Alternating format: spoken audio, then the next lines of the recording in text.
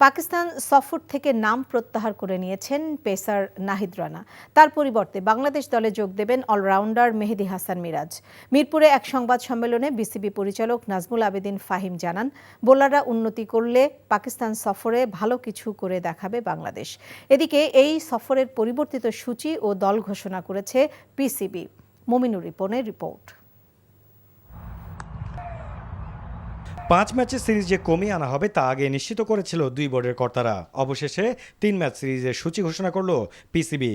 28-30 মে ও 1 June অনুষ্ঠিত হবে 3 ম্যাচের টি-20 সিরিজ। শুরুতে অনীহা দেখালেও শেষ পর্যন্ত এই সফরে যেতে রাজি হয়েছেন ক্রিকেটাররা। তবে নাম প্রত্যাহার করে নিয়েছেন Nahid Rana, fielding coach James Pamment ও ট্রেনার নাথান কেলি।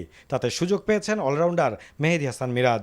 যে ধরনের ঘটনার মুখোমুখি ওদের হতে হয়েছে নাহিদ রানা বা রিশাদকে, সেটা কিছুটা যদি ট্রমাটাইজ করে একজনকে, সেটা তাদের দোষ দেওয়ার কোনো সুযোগ নেই এবং সে কারণে খুব সম্ভবত ও নিজেকে উইথড্র করেছে। বাকিরা সবাই যাওয়ার জন্য প্রস্তুত।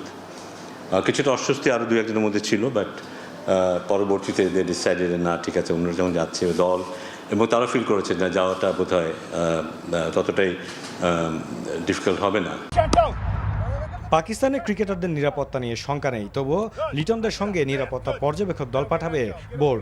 তবে পাকিস্তানের বিপক্ষে সিরিজে ভালো কিছুর প্রত্যাশা এই পরিচালকের।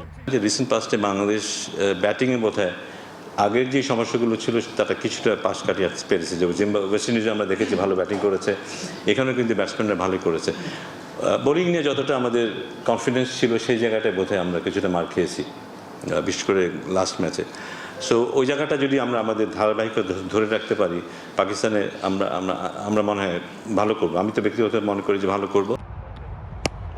আরব আমিরাতের বিপক্ষে সিরিজের পর দুবাইয়ে 2 দিনের অনুশীলন শেষে 25 মে পাকিস্তানের উদ্দেশ্যে উড়াল দেবে লিটন দাসের দল। Mominur Ripon, NTV news, Dhaka.